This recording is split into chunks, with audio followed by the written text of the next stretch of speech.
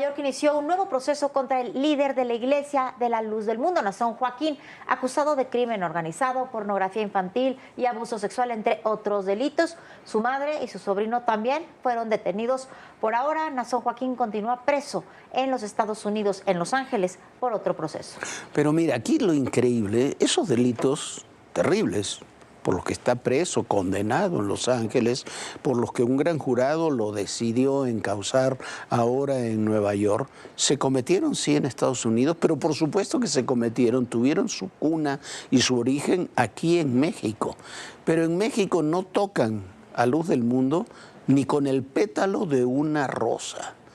No hay procesos ni investigaciones contra Nazón Joaquín, ni contra los líderes, ni contra los que están por lo menos detenidos allá en los Estados Unidos, que todos vienen de aquí de México.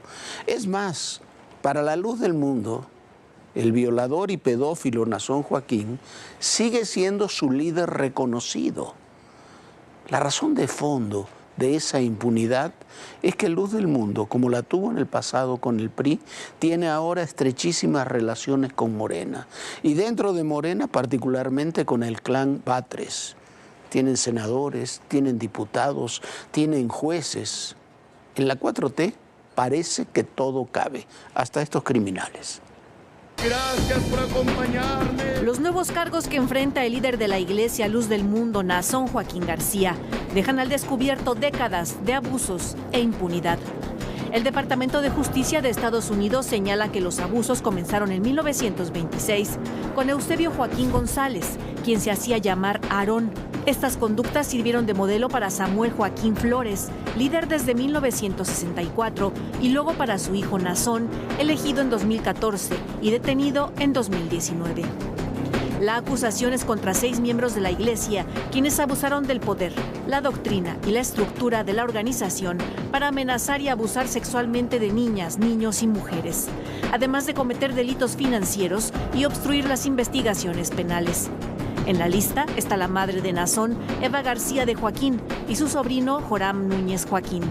Al ser cuestionada sobre este caso, la presidenta de México negó tener información sobre alguna investigación particular contra la Luz del Mundo.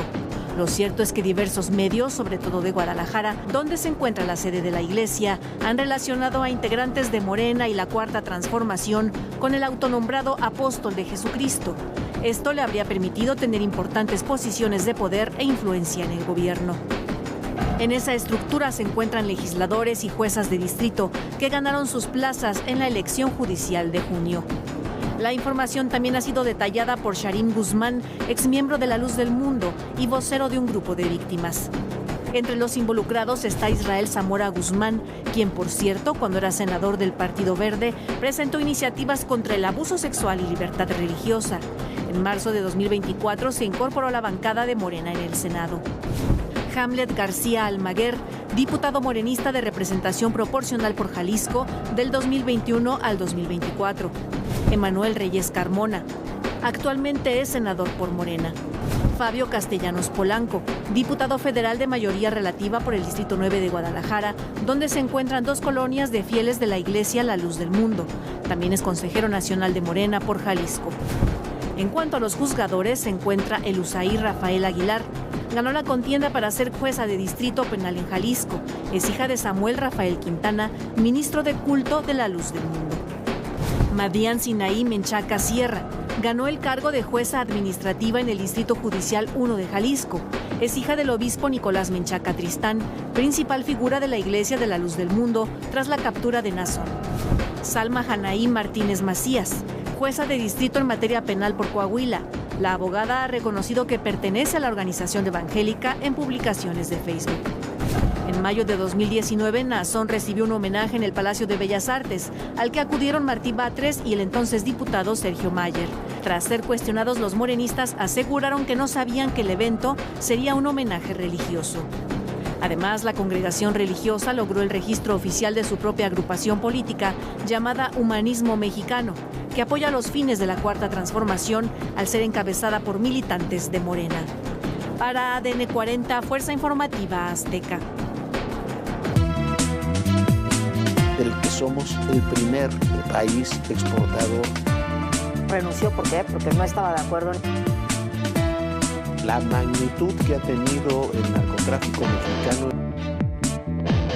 Las confrontaciones, las reacciones.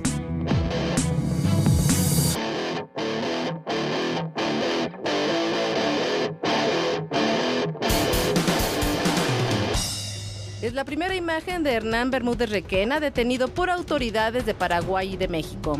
Es el exsecretario de Seguridad de Tabasco y señalado como líder del grupo criminal La Barredora, que opera el robo y la venta ilegal de combustible, extorsiones y era generador de violencia en esa entidad. Su detención fue confirmada por el secretario de Seguridad y Protección Ciudadana, Omar García Harfuch.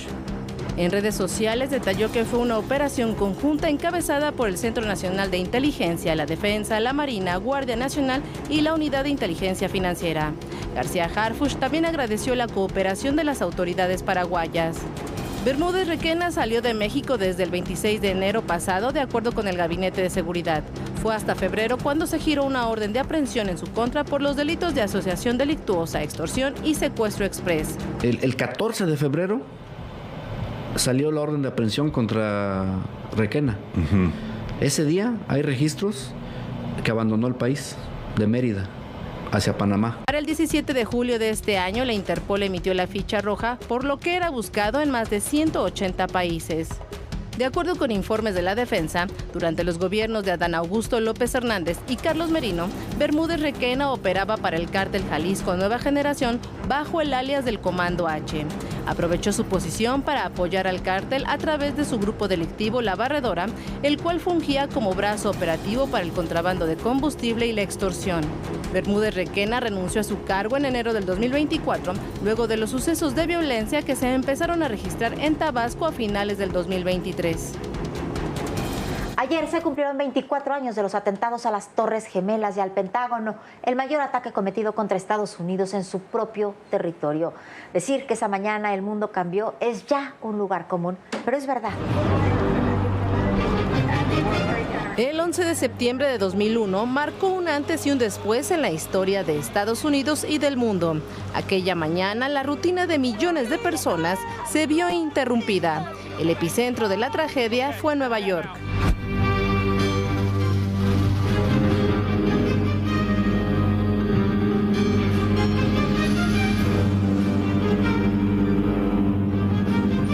Entre nubes de polvo, el sonido de las sirenas y los gritos desesperados, miles trataban de comprender lo que ocurría.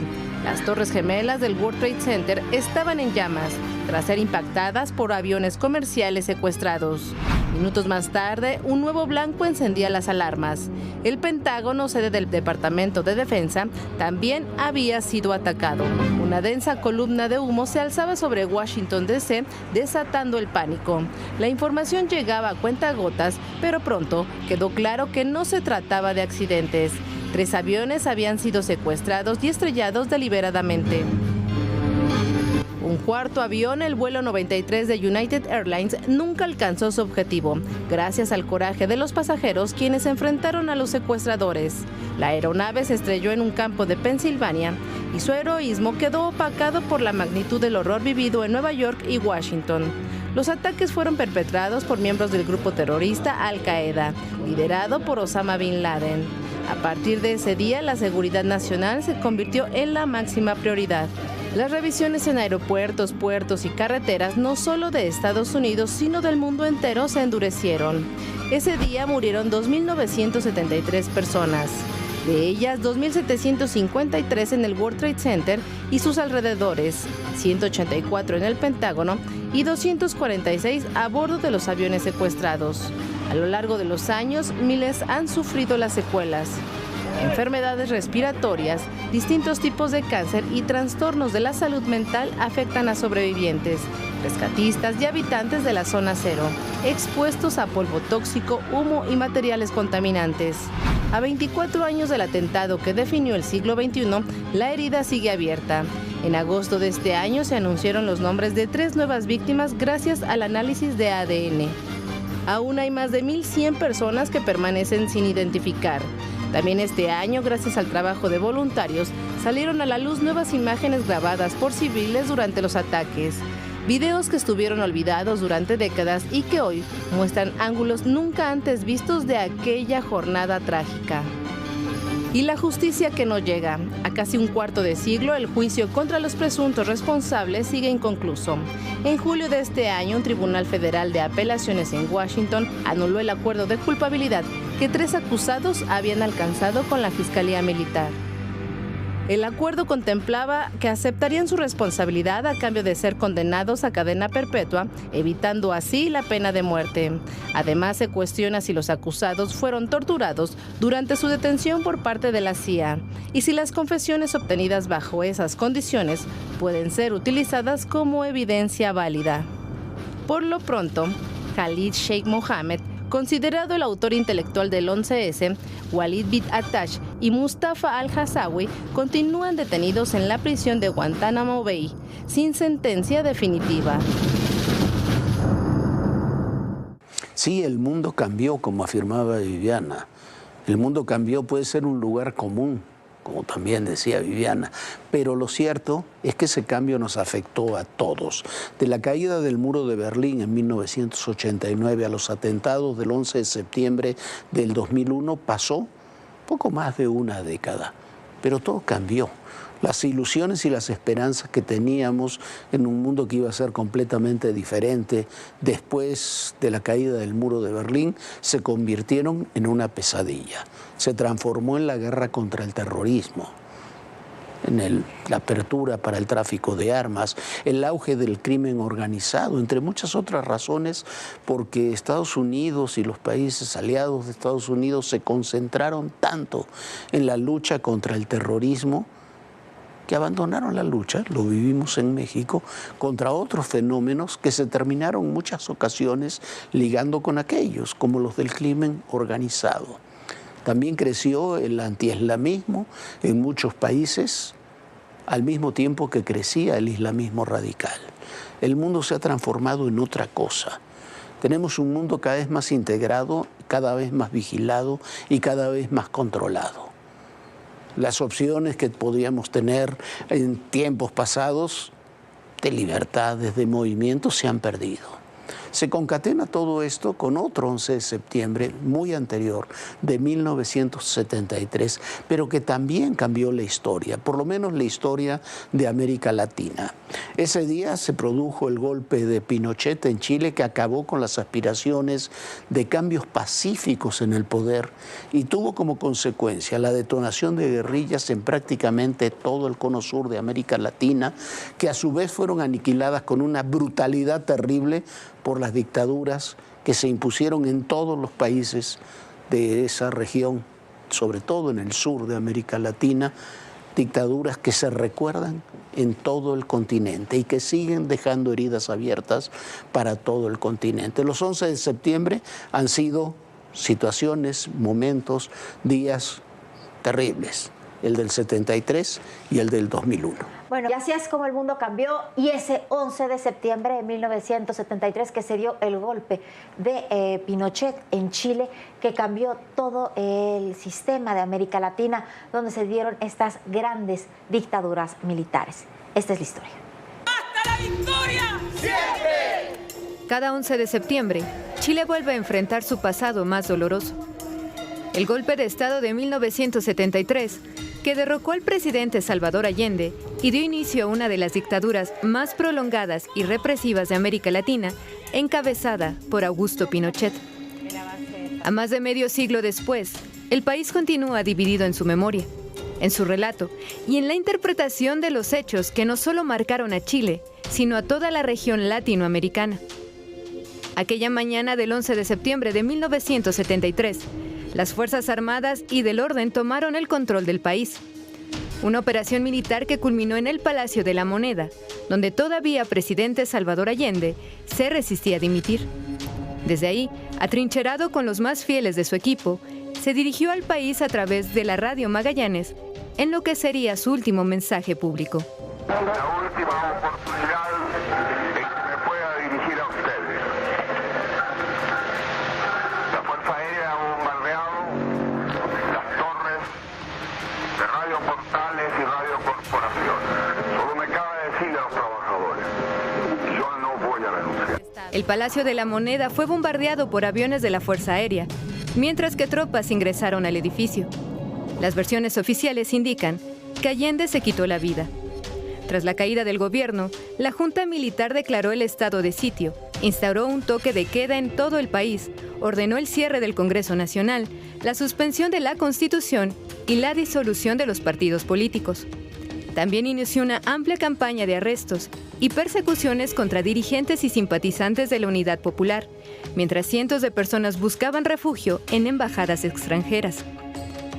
Augusto Pinochet tomó las riendas del país ese 11 de septiembre de 1973 y con ello comenzó la dictadura que marcó a Chile por 17 años. Con más de 40,000 personas víctimas de violaciones a los derechos humanos, incluyendo detenidos desaparecidos, torturados y ejecutados políticos, según las cifras oficiales. Una dictadura que salpicó otros como Brasil, Argentina, Uruguay, Paraguay y Bolivia. A través del llamado Plan Cóndor, una alianza regional entre estas dictaduras, se persiguió y se exterminó a opositores políticos, más allá de las fronteras nacionales. Y de cómo ha cambiado el mundo, de cómo pasamos del fin de la historia con la caída del muro de Berlín a los atentados del 2001 y de ahí a la actualidad y a los gobiernos populistas y autoritarios, van a hablar el día de hoy Jorge y el maestro Raúl Quintanilla en La Hoguera del Poder.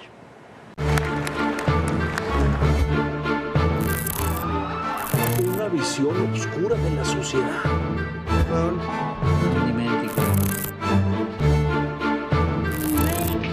Es que la justicia no funciona. Bueno, lo decíamos y hay que insistir en eso, la polarización mata.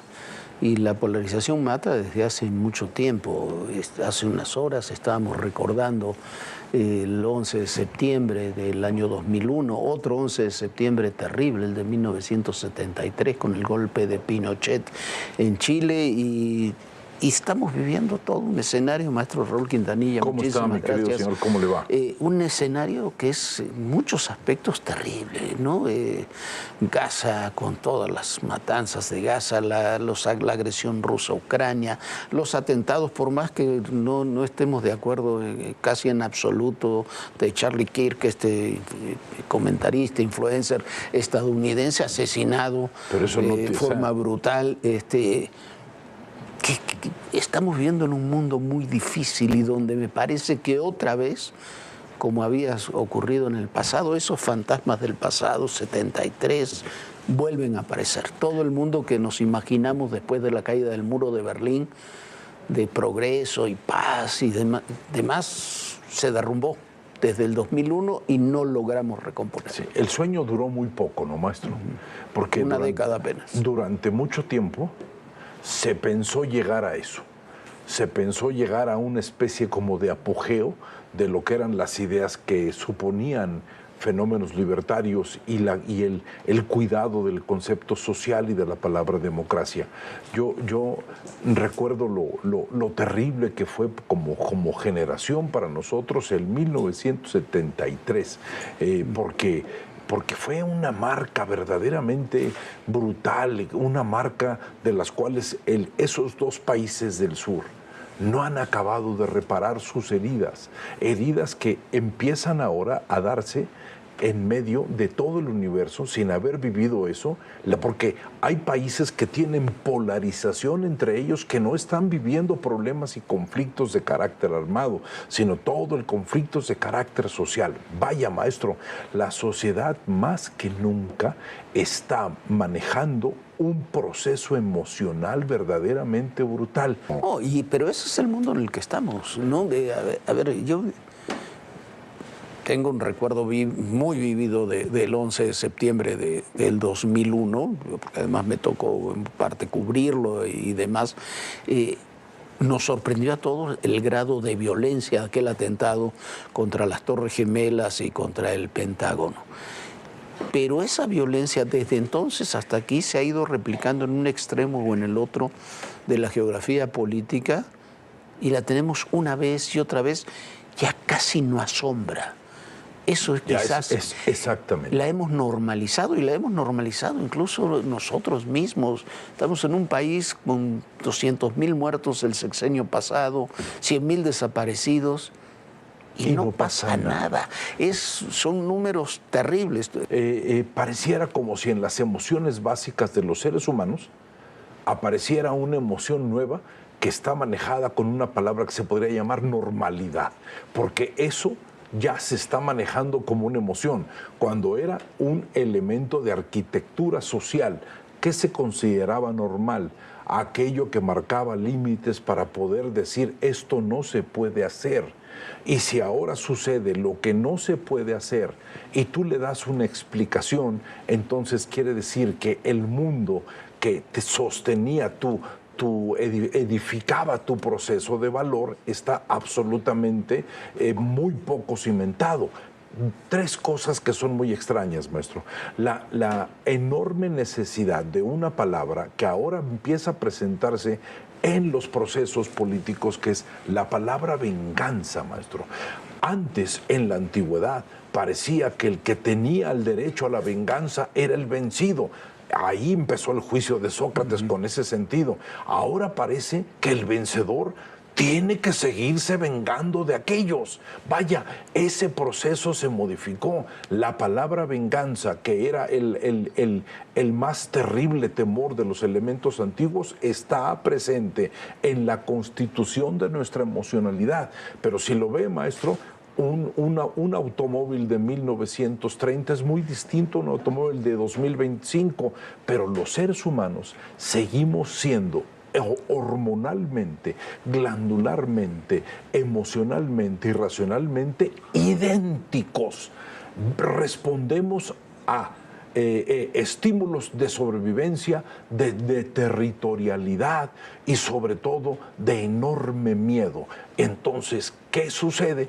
Todo es factible y todo es posible porque no hay el límite se perdió. Hay una diferencia enorme entre la capacidad de compasión que puede tener una sociedad civil cuando se ve afectada por una catástrofe o por un hecho que tiene que ver con algo que no pueden controlar, que es la llamada guerra. La sociedad civil se comporta con valores humanos. Vea esto que sucedió del accidente brutal que tuvimos, que despertó elementos humanos, elementos compasivos, actos heroicos. ¿Qué sucede cuando los seres humanos que están determinando las líneas de vida de una sociedad, qué está sucediendo? Que hay un puente tan lejano entre el comportamiento de la sociedad civil, si así la queremos llamar, y el comportamiento de los seres que gobiernan, porque los liderazgos de los gobiernos se han vuelto liderazgos muy agresivos. Yo veía en estos días páginas o hay personajes cercanos a la 4T alegrándose de la muerte de este señor Charlie Kirk. Eso es dice porque había hablado muy mal y muy estúpidamente, hay que decirlo, de la presidenta Sheinbaum. Dijo una serie de juicios en algún momento muy equivocados. Se ha repetido ese video. No te puedes alegrar del asesinato de un personaje que en última instancia nunca mató a nadie. Hay ideas respetables, ideas que no son respetables. Voltaire y simplemente decía, aunque tus ideas no me gusten, tienes todo el derecho a decirlas, aunque no te gusten. También tenemos un problema de libertades libertades de expresión, maestro. Y lo que tú decías antes, y el deseo de venganza. Eso yo no lo entiendo. estaba extirpada desde fin de la Segunda Guerra Mundial. El espíritu fue la reconstrucción. Fue la reconstrucción. El gran éxito del siglo XX es la reconstrucción de Europa después de la Segunda Guerra Mundial. Y si lo revisa, ya el vencedor se sigue vengando. ¿Quién sabe por qué heridas no puede cerrar? Maestro, muchísimas gracias. Muchas gracias. Maestro.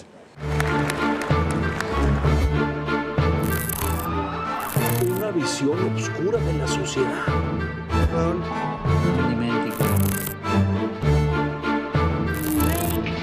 Es que la justicia no funciona.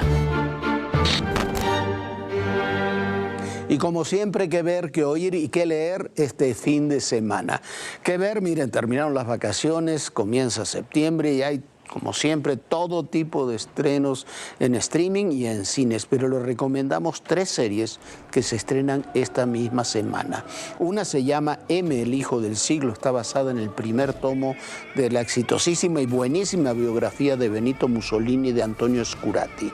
Los libros van 4 tomos, son extraordinarios, y la serie que fue estrenada en el pasado Festival de Venecia dicen que no lo demerita en lo más mínimo. Otro estreno es la serie Las Muertas, basada en la célebre novela de Jorge Ibargüengoitia.